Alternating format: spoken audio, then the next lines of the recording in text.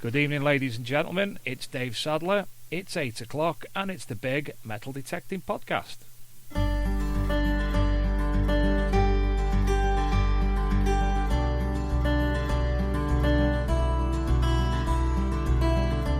Welcome to the big Metal Detecting Podcast.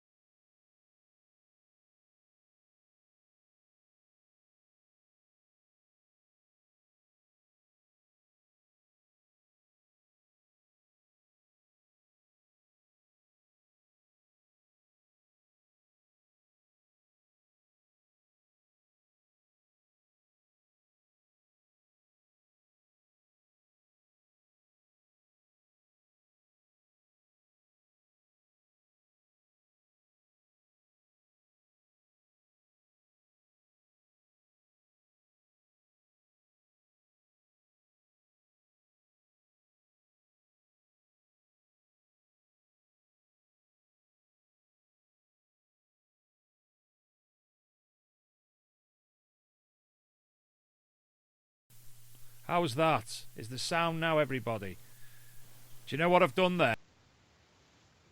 I've played the blinder again. Do apologise. I've muted my sound and forgot to unmute it. So I'll drop back a little bit. I do apologise. One of these days I'll get things right. First and foremost, there's an article, two articles, main articles tonight. The first being treasure hunters uncovering a Roman hoard in a Derbyshire field, not very far from where I work. In a woods near Ashbourne. This is Thomas Dobson and Robbie Wilson. And they've found coins dating from 194 AD, when Septimus Severus was the Roman emperor. 240 coins, all looking very, very beautiful, as you would imagine Roman coins to look like. Further investigation by the Peak District National Park Authority is planned. One of these days I'm going to get this absolutely pristinely right at the start of the show, and nobody's going to have to give me a slap. So I do apologise. Thank you everybody for coming on tonight. I've actually mentioned you already. Scotty B, Bob Hope, Robert Hope, do apologise. Aaron Weedle from South Coast Detecting, who I might have to ask a favour of in a couple of weeks, and I'm sure he'll know what that is without me saying. And Tony Kaywood as well. So good evening, one and all. Tonight's guest will be Ian Churchward from the legendary 10 Seconds, and we'll be having a musical interlude this evening as well. with a song from the legendary 10 Seconds. And also, if you are on Spreaker, give us a follow so you get the information when we are live. And also, yeah, it wouldn't feel right if I didn't have a hitch in the night. You're right there, Tony. And also, if you are on the Spreaker app or on Spreaker online, you will find the live Big Metal Detecting podcast playing in the corner somewhere, and there's a speech bubble, so if you'd like to participate in the conversation or ask questions to Ian tonight, you certainly can do. So, the second piece of news tonight, and it's not the greatest, and it's one that's it's whipping us a little bit in the detecting community, and that's the Detectorist who stole a Viking hoard that rewrites history. We're all gutted about this, we're all devastated, and first and foremost, please let me say that this doesn't represent the entirety of the community in any way, shape or form. These are two people that have done something which shouldn't be done, let's face it. We should go through the proper channels when we discover something of consequence, and in this case, George Powell and Leighton Davis dug up 300 coins in a field in Eye near Leominster in Herefordshire in 2015. Look at me being able to pronounce Leominster right instead of people saying Leominster. They did not declare the 1,100-year-old find, said to be the biggest to date, instead sold to dealers. Now, come on, what do we all know? It's not right. It's rank stupidity. We shouldn't be doing things like this in any way, shape or form.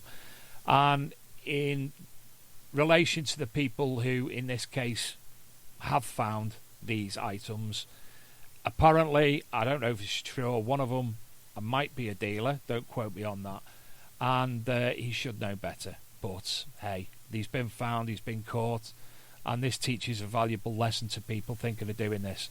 Now, one person actually did contact me, Mark Stringfellow, via the Archaeology and Metal Detecting magazine, and he asked, could the disappearance of Coalwolf, if that's pronounced correctly, tie in with the defeat of the Christian army whose treasures became the Staffordshire hoard? And it's quite a valuable point indeed.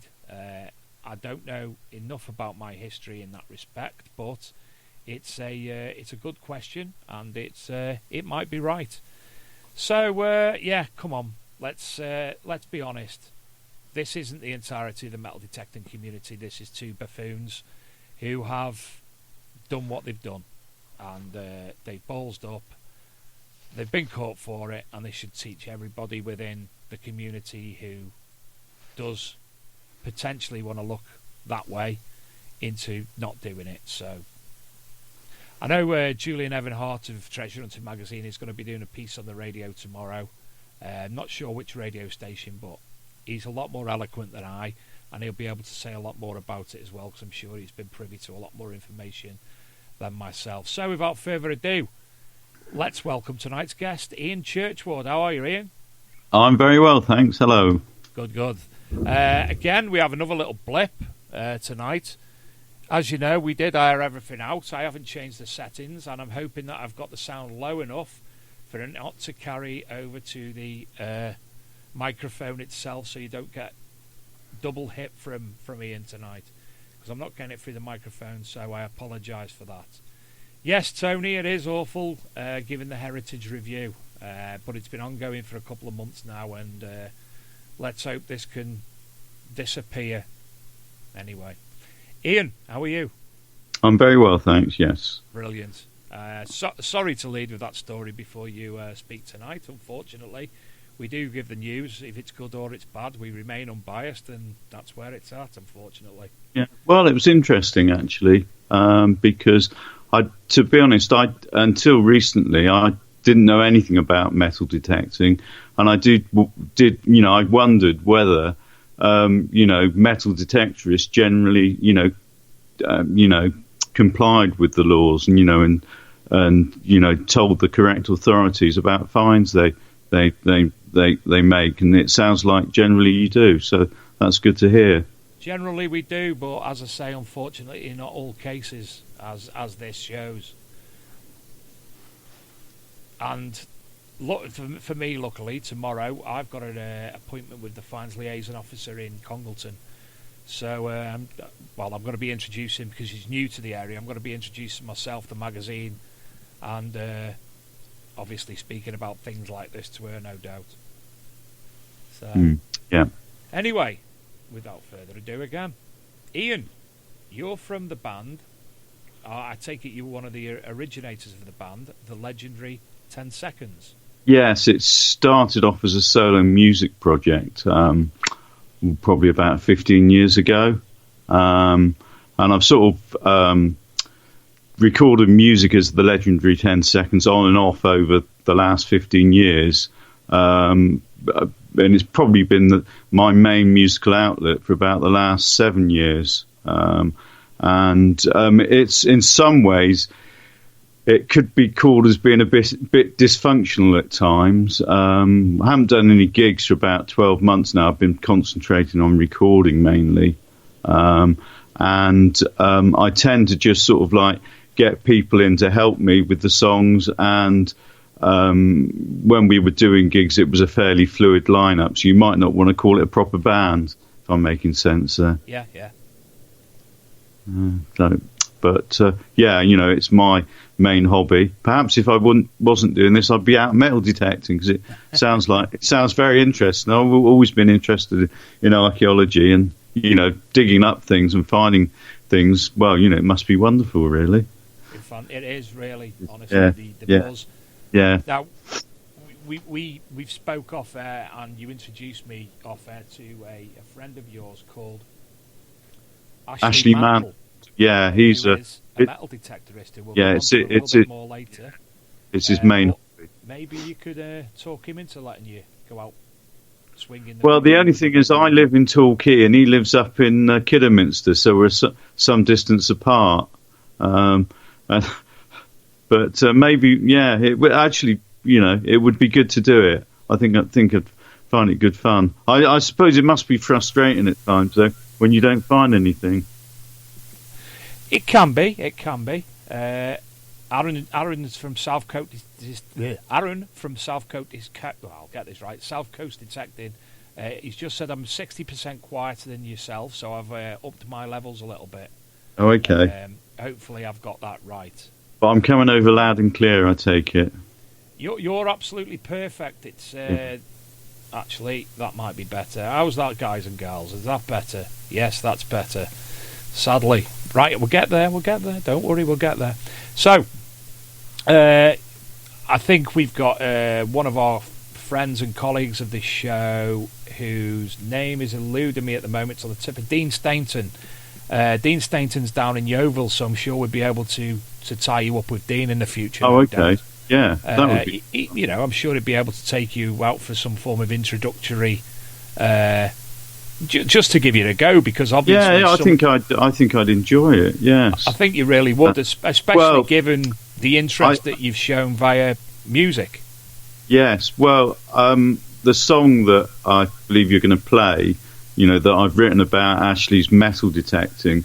I think the sort of like sense of wonder that you must have when you find something is hopefully conveyed in the lyrics of the song. Certainly, when I write a song, it's got to mean something. And though the words in that song really did mean something, because was just imagining what it must be like, to say find a Roman coin that's about 2,000 years old. So honestly, even when you do get out to take part in metal detecting, I think even if you found a 20p, you'd get a buzz from finding it. And obviously, the older something gets, or the more delicate something gets, or the more interesting relic-wise something gets, that sense of wonder, the sense of ecstatic disbelief, it just intensifies. What I mentioned earlier about the Victorian nutcrackers that I found. Yes, yeah. It was... I went over another hole that somebody else had dug, and I thought they'd left the rubbish in, but I thought, hey, I'll just try it anyway. I'm finding them, so that's something that somebody's held in their hand over 100 years ago and cracked nuts with.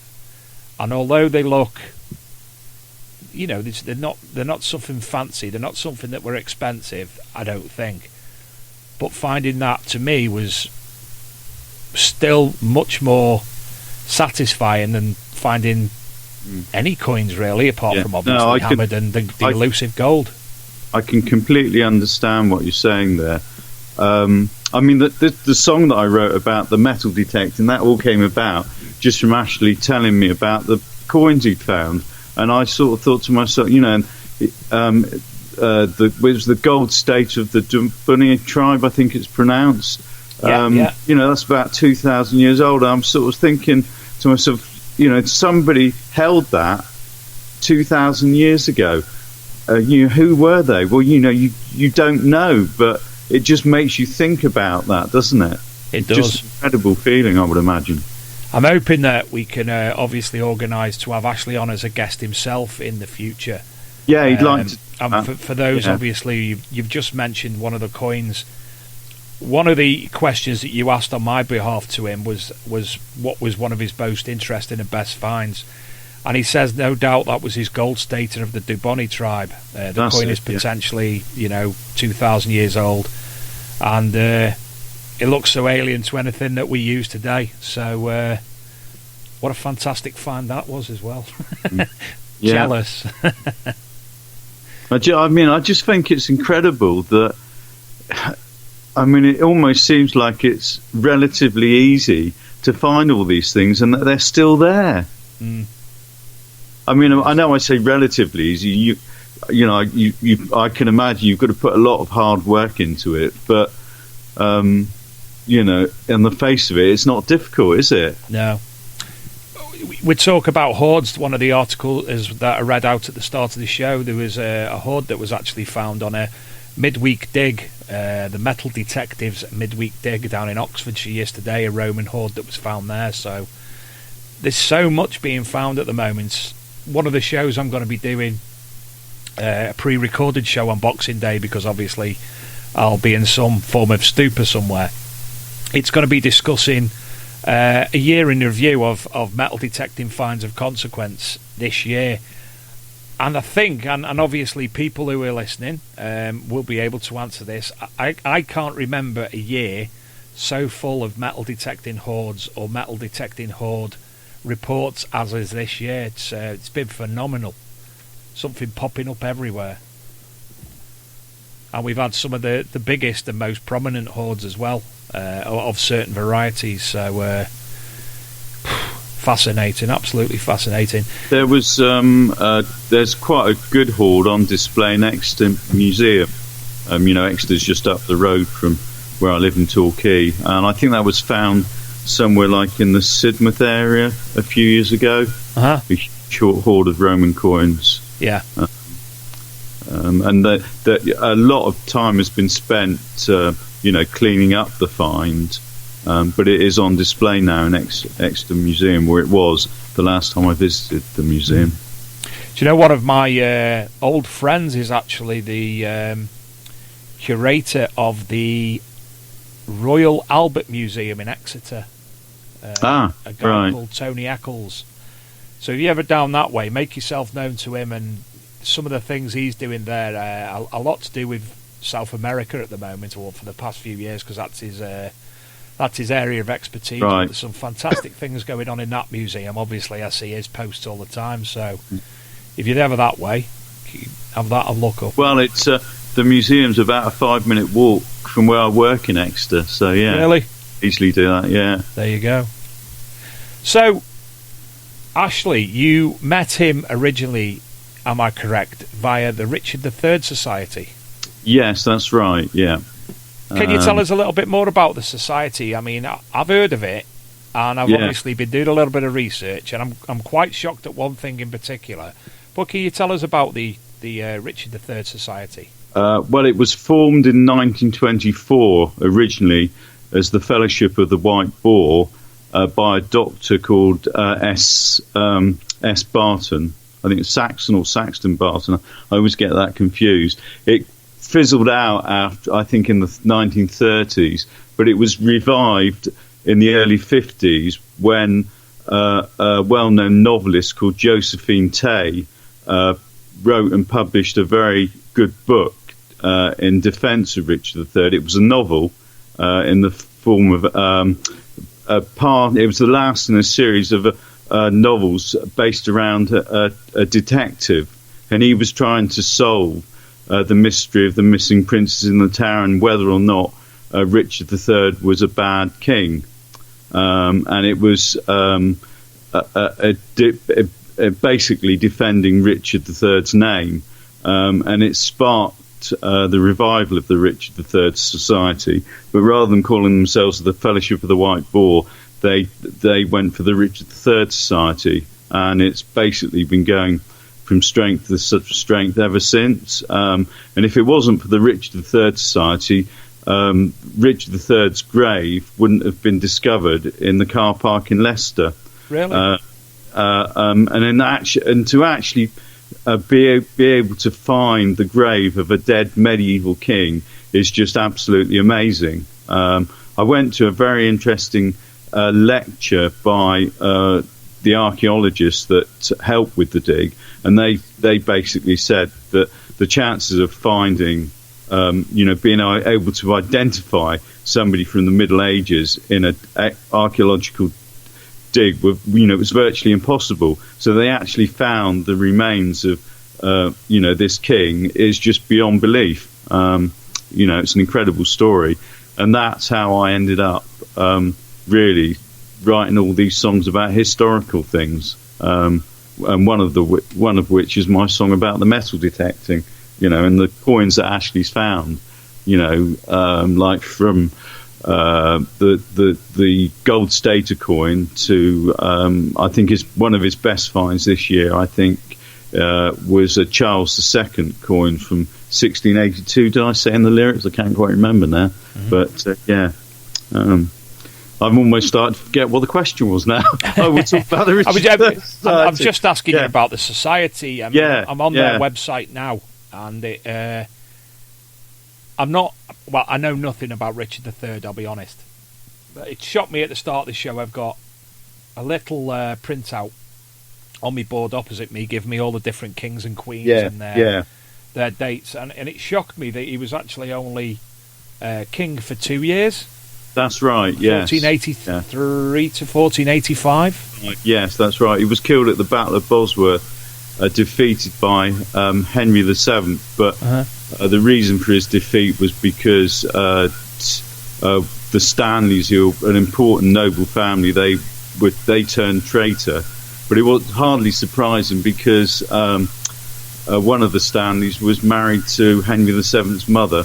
So there were divided loyalties, but it's a very confusing period of history. It's known as the Wars of the Roses. Yeah. And unless you sort of read it in detail, you'd probably be completely bemused by it. But it's absolutely fascinating. Well, I've got to say this, richardii.net is the site I'm on, and it's got so much information and links and what have you. And as I scroll down, one of the areas that has popped up was about the negative perception of Richard III. And again, I didn't know this. He was a nasty hunchbag who plotted and schemed his way to the throne. He killed Henry VI's son Edward. He killed Henry VI. He got his brother, the Duke of Clarence, executed. He killed the princes in the Tower. He killed his wife Anne because he wanted to marry his niece Elizabeth. He was a bad king, and it was lucky that good King Henry Tudor got rid of him for us. That's what they tend to say in a lot of the old history books. Yeah. But a lot of it is probably not true. Well, so a lot of it is certainly not true. If you were to read sort of like a lot of old history books, say you've got like a children's history book from like the 1960s, well, it would probably have all that in there. But I think if you start to read newer history books, and if you're looking at books with like aimed at children or just general history books that give you a brief history of all the kings of England, you'll find that the view is more balanced now, because a lot of what was written in books in the past was poor, badly researched history, or it was just a regurgitation of what was commonly believed, but it wasn't very well researched. But yeah, I hope I'm not rambling on too much. No, not at all, not at all. It really is fascinating. Now, I'm going to move on to the legendary 10 Seconds itself. Obviously, you've given us a brief introduction. How did the historical concept music actually come about in the first place? Well, I've always been interested in history from an early age as a child. Like, my favourite books were the Ladybird history books. One of my favourite ones was Warwick the Kingmaker, who was a major player during the Wars of the Roses. I'm trying to think when the first time I had a go at writing a song about history. I remember there was a CD somebody lent me, which had Richard Thompson of Fairport Convention playing lead guitar in it, and it was all instrumentals of like Tudor sounding songs, and it was like one of the most amazing albums I'd ever heard. I think this is probably going back about 20 years ago, and I'd always liked things like Greensleeves, that sort of style. Mm-hmm. So if like you were watching an old history program and they might play a bit of Tudor style music, I thought, oh yeah, I really like that, but I never seemed to sort of like find any of it readily available. I probably didn't try very hard, but after I listened to this album, it was what was it called, The Bones of All Men. Richard Thompson's guitar playing was absolutely amazing. I mean, but it was the style of the music in like a Tudor style, a late medieval, early Tudor style, but the tunes were like really, really catchy, and I thought, I'm going to have a go to see if I can come up with something myself. And I started to compose a few instrumentals in a similar style, and it's probably helped by the fact that at the time I was playing in a Ceilidh band, playing folk music, which wasn't the sort of music I liked. The sort of music I was always interested in was like the Beatles and very early Pink Floyd during their Syd Barrett psychedelic period. And then I remember I wrote a song about the Battle of Hastings, but I wasn't writing those sort of songs all the time. It was just sort of like every so often. But what really sparked it was when I saw the documentary about when they discovered Richard III's grave in the car park in Leicester, and I suddenly thought, I could write a song about Richard III. What happened was my friend, who was called Lord Zarquan, well, his real name's Mike, Lord Zarquan's his stage name, he had this nice little keyboard melody, and it had a very folky sound. So we had this little melody, but we didn't have any idea for words at all. I was trying to think, well, what could we make this song about? And we managed to, from the little introduction melody, we managed to get like the chords for a verse, the melody for the verse, and I was sort of like trying to think, what could we make this song about? Because like when you sort of like get an idea for a song, if the music comes first of all, you're trying to think what sort of sense of lyrics or what might the song be about to fit the feel of the music.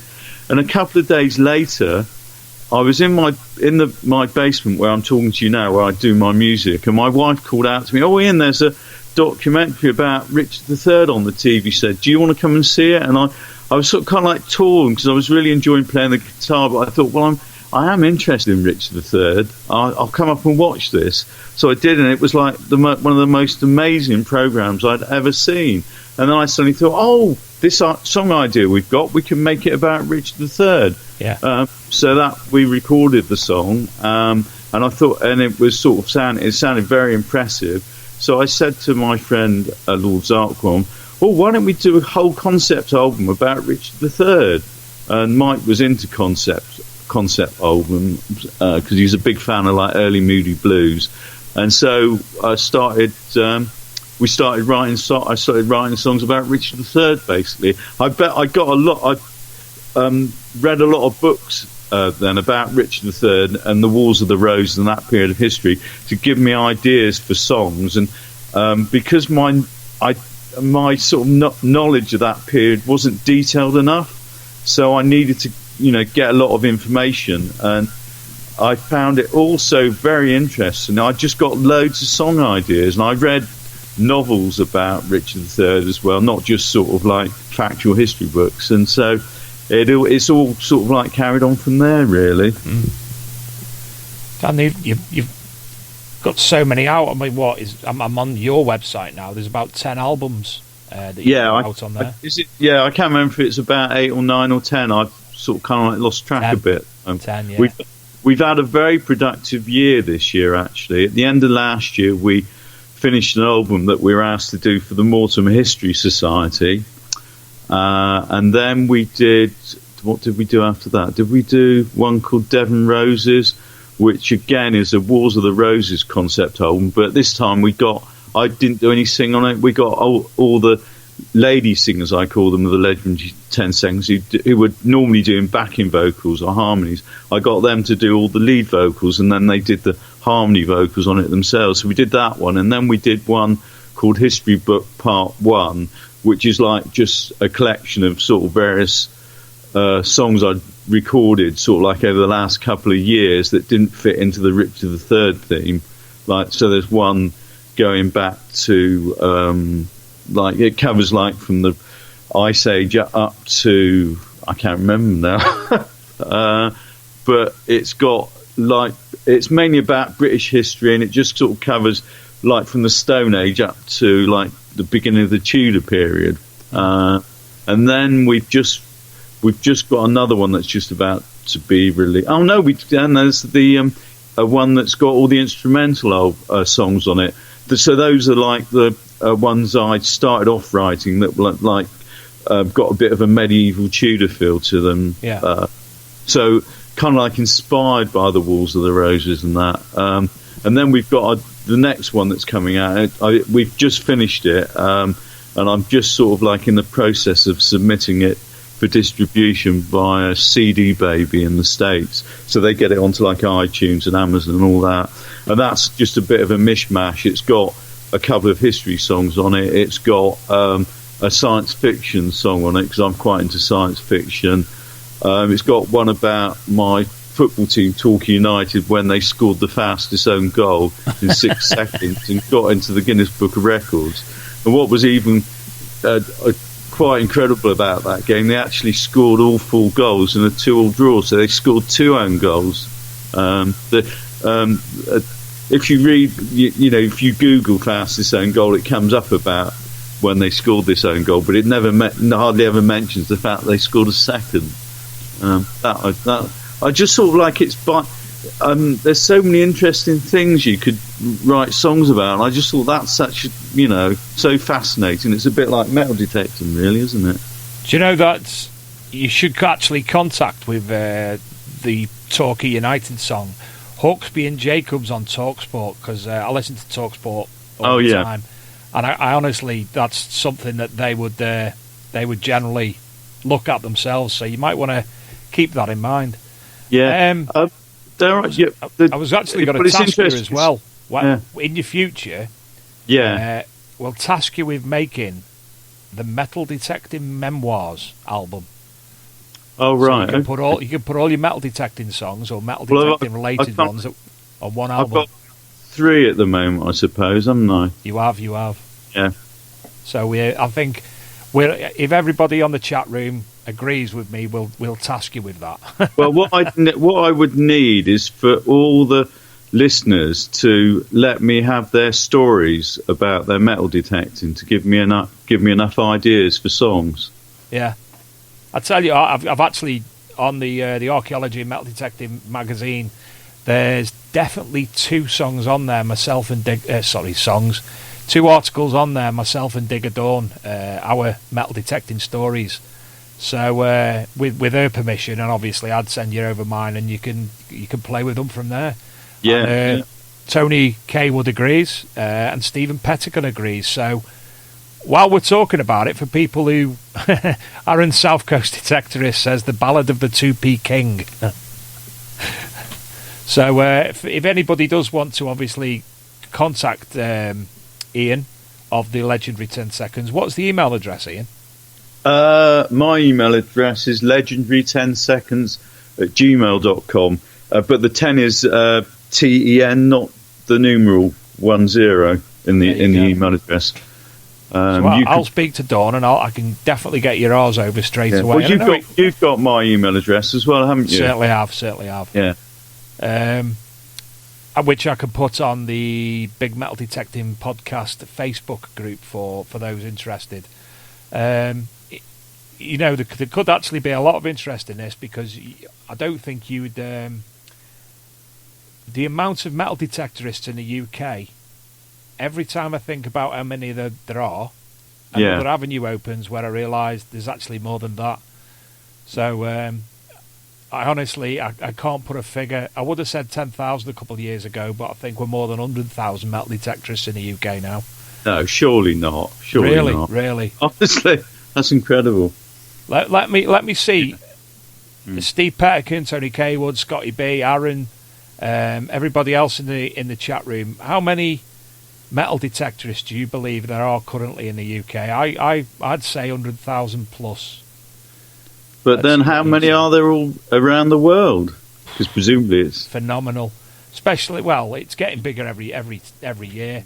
There's different companies where metal detecting companies are popping up. Turkey are quite massive in the metal detecting market now, even though obviously different countries have different laws. Scotty B saying 20,000, Tony K saying 30,000. Honestly, there could be anything. I think that the most likely people to be able to tell us that, Scotty B saying 200,000, would be the likes of Pete Terrell from LP or Nigel Regden. They'd be able to give us a guesstimate. But I think there's like 5 main companies in the UK.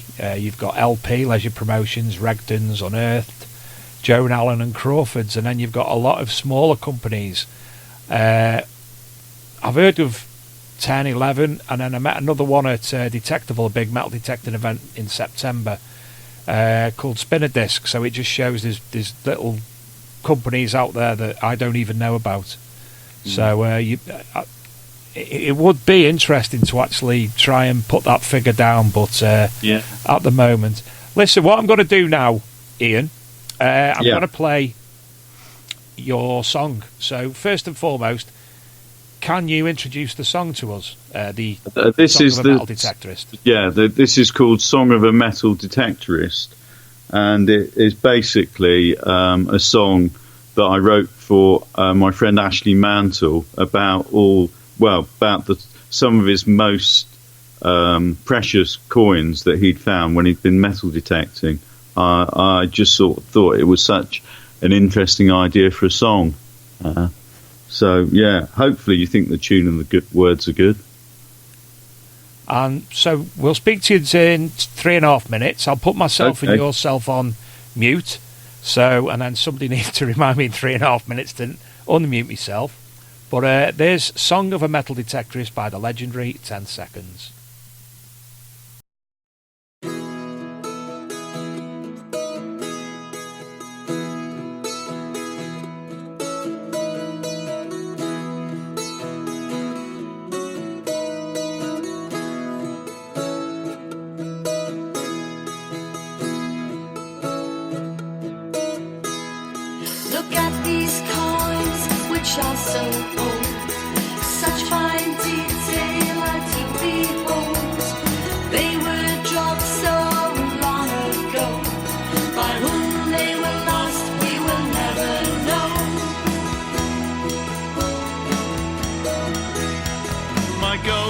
Of the Dubonnet tribe, the thrill of finding it I can't describe. 2,000 years lost in the ground, such a precious thing that I have found.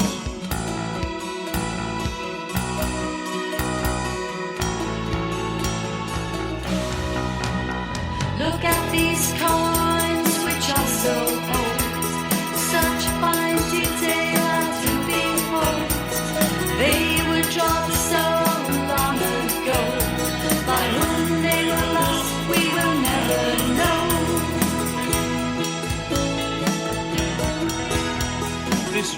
common coin found on a farm, a festina denarii has so much charm. It was in Pershore in Worcestershire, there in a field in the mud and mire.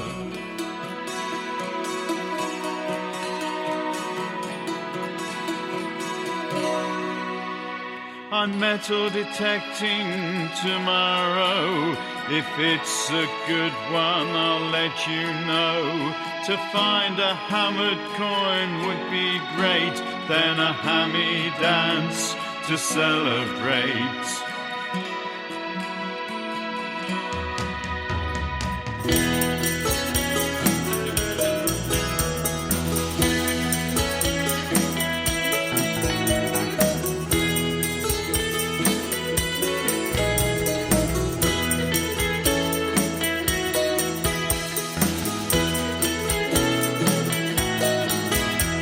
Another coin I can show to you is dated 1682. It's the best one I've found so far this year.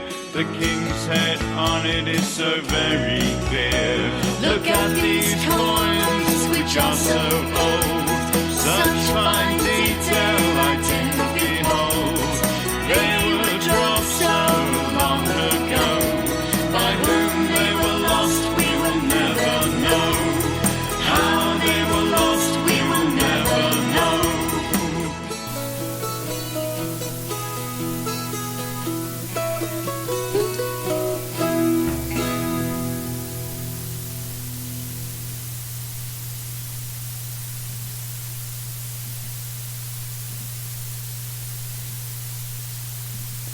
And that was a song for a Metal Detectorist by the legendary 10 Seconds. Where am I now?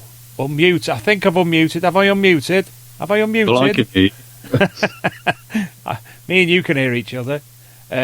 You've had a lot of plaudits in the chat room there anyway. Scotty B says amazing. Have you ever watched the TV programme The Detectorists? No, I haven't, but I think I should have done. Really, Ian, you need to get yourself on iPlayer, see if it's there, and download and watch The Detectorists. Absolutely brilliant, and they actually go to a folk music night where one of them plays their own song. It's because am I right in thinking that they do? There is a song about metal detecting called The Detectorist or something like that. Yeah, it's the opening theme tune. Yeah. Oh, my mind's gone blank. Somebody tell me who wrote the theme tune for The Detectorists before I find it on my phone and tell you his name was it Johnny Flynn? Am I right in saying Johnny Flynn, I think? Anyway, fantastic, beautiful song, the opening of The Detectorists. And again, everybody's saying it song's brilliant. They loved it. Classic, very catchy. So, yeah, it was Johnny Flynn who wrote The Detectorist. I'll try and send you a link later when I remember to. Oh, that would be good. Thank you. But, yeah, beautiful song. Absolutely stunning. Yeah, so that was your first song for the night. And what I'm going to do tonight, instead of putting the outro on, I'll let Ian choose between one of the other two songs that I've got in the bank here. One called Driverless Cars and one called Jewel of Middleham. So I'll let you decide if I've got them right, haven't I? You have, yeah. So I'll let you decide at the end of the show what to Okay. go for there. So, Do you want me to decide now? Or no, later? I'll give you 10 minutes. Oh, okay, all right. So, what's next for? I mean, let's just look at some of the albums you've got. You've got the. In fact, it's easier for me to do it that way. Yeah. You've got the Instrument Legend, Devon Roses, History Book Part 1, Murder Mort. Now, I'm no good. That's with French. that's the Mortimer History Society album. Got you. So most of these albums are what you would call concept albums. Yeah. So they got a theme to them, and basically, I was approached by the secretary of the Mortimer History Society. He'd come across some of my Richard III albums and particularly liked them, and they had their 10th anniversary coming up, and he asked me if I would be interested in recording an album for them to commemorate their 10th anniversary. And initially I was sort of thought, no, I don't know anything about the Mortimers, who were a very important noble family along the Welsh marshes, on the Welsh border between England and Wales. I thought, no, it's going to be too difficult. And I felt a little bit exhausted having done 5 concept albums about Richard III, which is completely ridiculous when you think about it. But I sort of kind of reflected on it, and I thought, well, I'll give it a try. And the secretary of the History Society sent me a book, so I read that, and I thought it's got some ideas. And I said, well, could some of their members perhaps send me some ideas for songs to sort of see if that might help? And Ashley Mantle is a member of the Richard III Society, and he's also a member of the goes to some of the Mortimer History Society meetings, and he actually this is how we started to get into contact with each other a bit more, and how the metal detecting song came about. He actually helped me write quite a few of the songs for that Mortimer album. So about half of those lyrics are written between myself and Ashley for that album. So that one worked quite well. That was quite good fun to do. You've got to give a shout out as well to whoever designed your album covers, because that's my we've got 2 artists that we use. One called Georgina Harmon, who lives in Torbay. She does artwork for a medieval war games magazine, and she was a friend of Lord's Arquan, Mike, and he suggested that we use her. She did the artwork for the first Richard III album, which is called Loyal Melee, which means that was his motto, which means loyalty binds me. So that was the first album we did. Then the other artist that we use is called Graham Moores. He lives in Leeds, and he used to do a lot of work for the Royal Armouries Museum in Leeds and in the Tower of London. He did the Tant Le Désiré album, which was the second Richard III album we did, and that's another that's a lesser known motto of Richard III. Then the third album was called Richard III. Georgina Harmon did that one. Then the next 2 albums were like Walls of the Roses concept albums, so they weren't purely sort of focusing on Richard III. Georgina did those 2. I particularly like the one that's called Murray and Blue.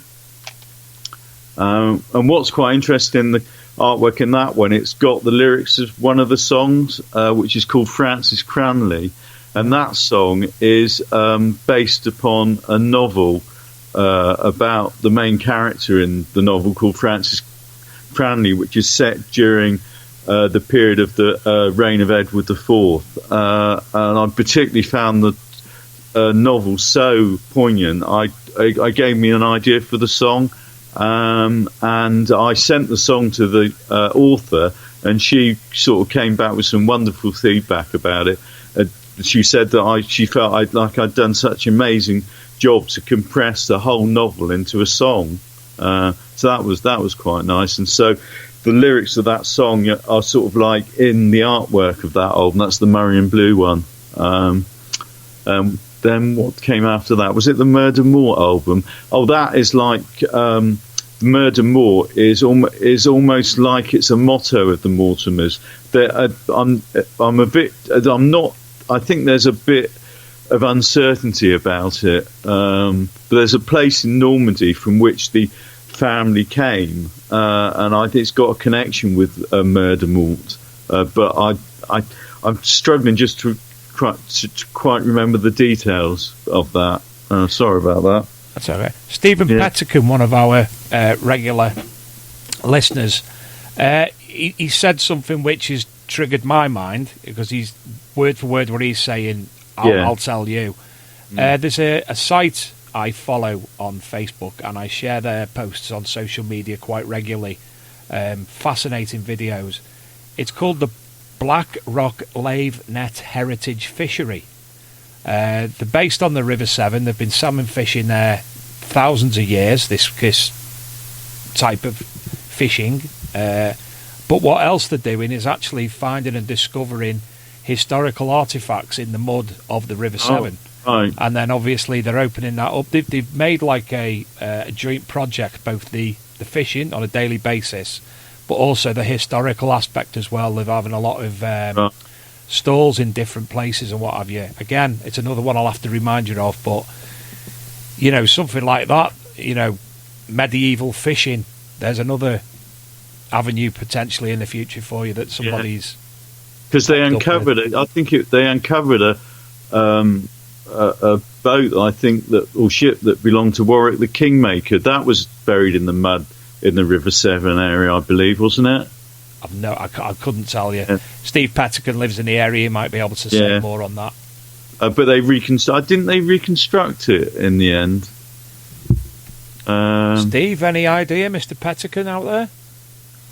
I'm sure it was featured on Time Team as well. Quite possible. But as I say, it's a mouthful. Black Rock Lave Net Heritage Fishery. But for anybody listening, find them on Facebook. Videos all the time, and they really, really are fascinating. Especially, obviously, they are still practicing fishing as it was 1,000 years ago. Still getting the bite, still bringing things in, and throwing the historical aspect into it as well. Very, very, very interesting. As I say, I'm so interested in their videos. I quite regularly share them on social media, on the Archaeology and Metal Detecting magazine Facebook page. So what's next then? Obviously, people have been throwing things at you. What's next for you? Is it time for rest, or are you another album lined up? Well, we're just about to release one that's called Thrilling Blunder Stories. Originally, I was going to try and do a science fiction concept album based around my favourite science fiction stories that were all published in American pulp magazines in the 1930s, and an author called Isaac Asimov.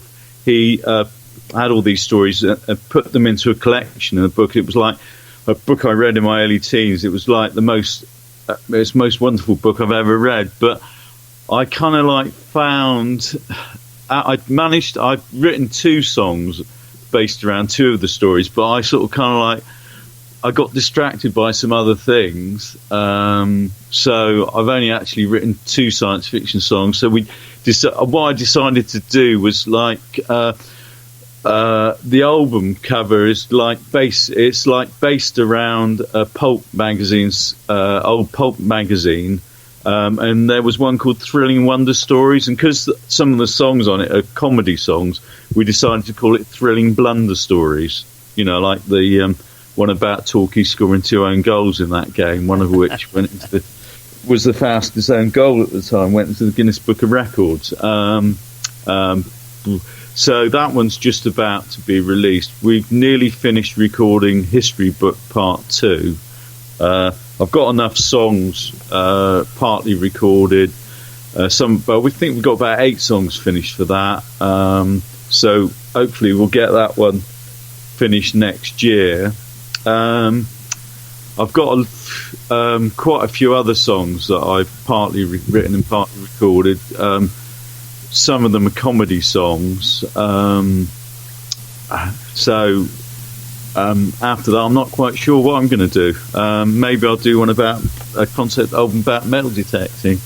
Do you know, I've been writing things down while we've been talking. Yeah. Ian, and when you mentioned your sci-fi one, again, it's triggered something else. Yeah. I've got 2 very good friends.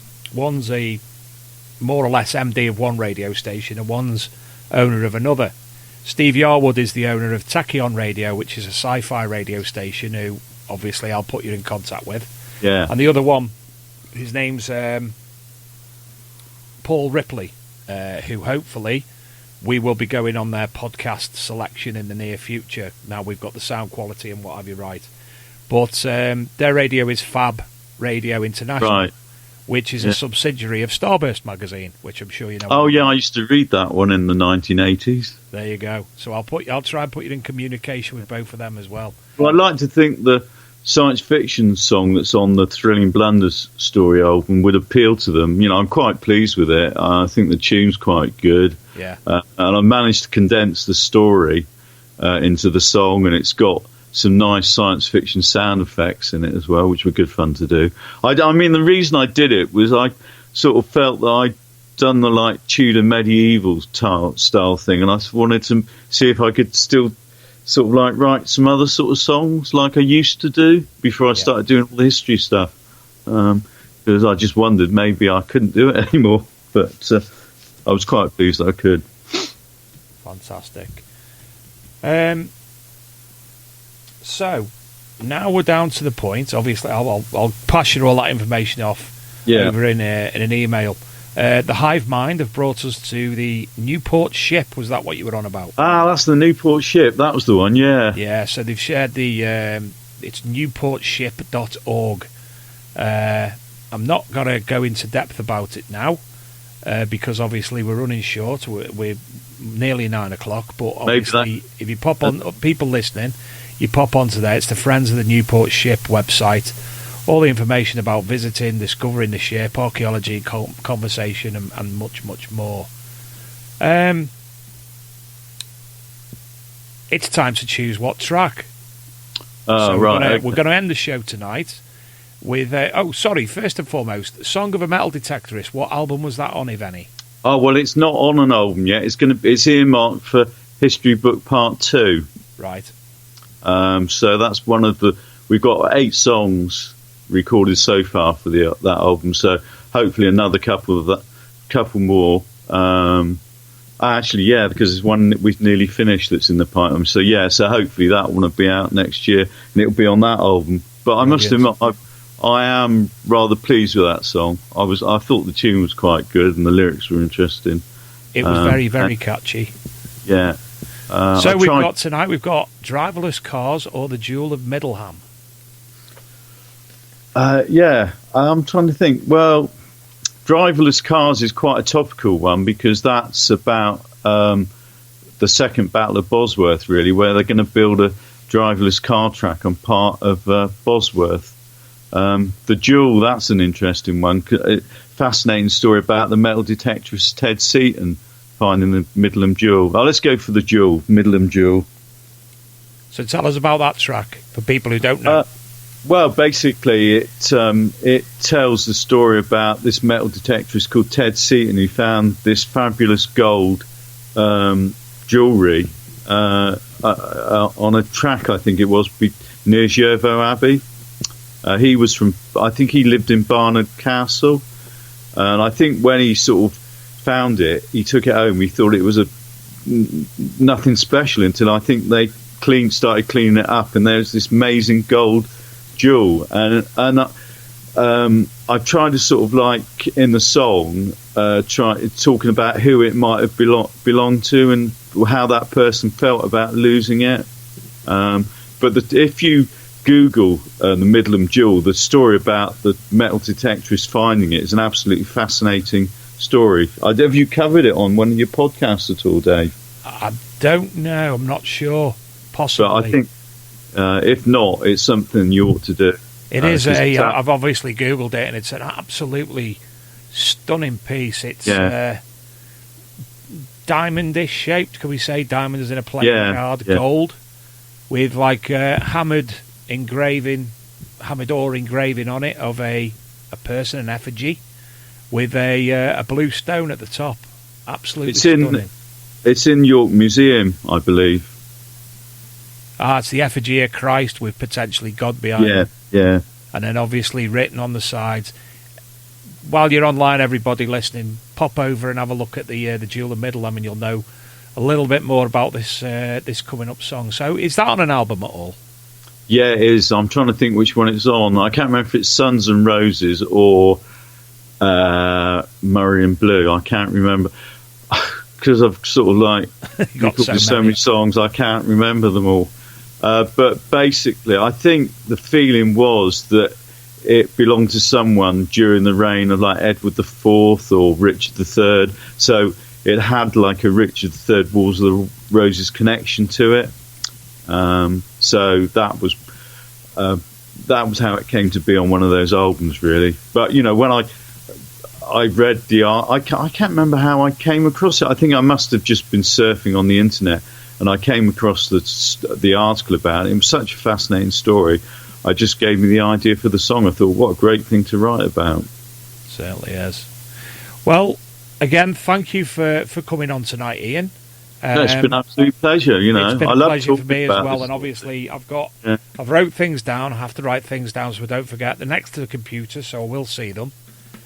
So I've got little bits of information to send over to you. Plus, obviously, the link to the podcast itself. And if you need I'll to share that anywhere, please feel free to. Yeah, I'll share that with. I've got quite a few followers, so I'll share that. I'm sure they'll be interested in listening to it. Well, it's all information that's provided by yourself, so I'm sure they will be, and obviously they get to listen to your songs and the story behind the songs. So, again, much appreciation tonight from myself and the listeners. I hope we will get you back in the future, hopefully. We can discuss more things. If you do anything else, obviously you will contact me, no doubt, to tell me there's something new available. But, again, thank you, and thank you to all the listeners tonight. Give a mention to the Archaeology and Metal Detecting Magazine website, Facebook page, Twitter and Instagram, All Metal Mode UK and Big Metal Detecting Podcast Facebook page, Treasure Hunting Magazine, Leisure Promotions, who next week we have Pete Terrell on the show, Regdon's, North of Tyne MDC on Facebook, South Coast Detecting YouTube, Metal Detecting Media Facebook, Southeast Metal Detecting Rallies, Steve Pettican, and all other listeners, etc., etc. Thank you all, and here we go, finishing the show with the Jewel of Middleham.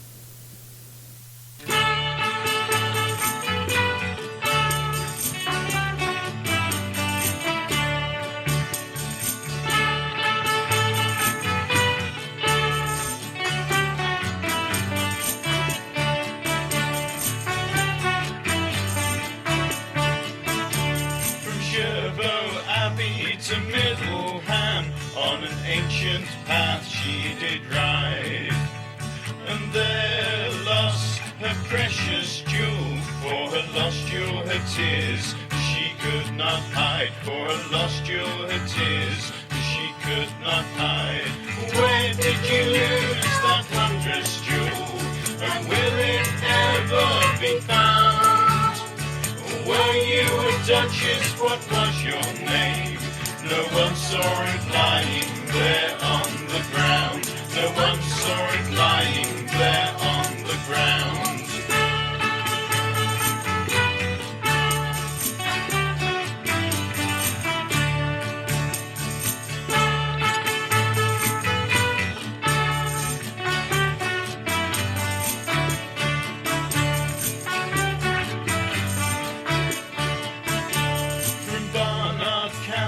To Middleham, to a path Ted Seaton did go, and there found a precious jewel. When washed and cleaned, the gold it did glow.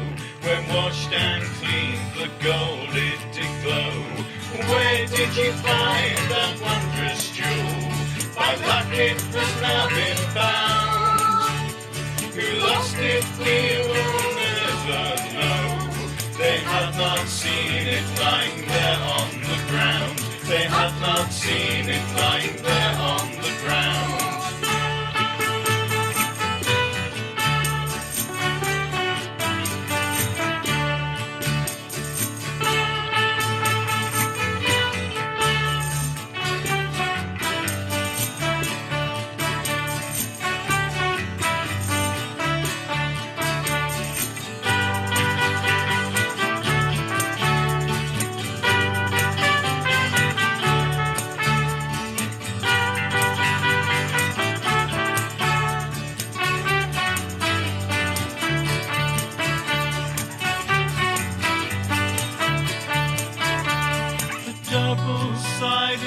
pendant of gold, so intricately engraved. In a museum for us to see, it is now safely displayed. From Jervo Abbey to Middleham, on an ancient path she did ride, and there lost her precious jewel. For her lost jewel her tears she could not hide. For her lost jewel her tears she could not hide.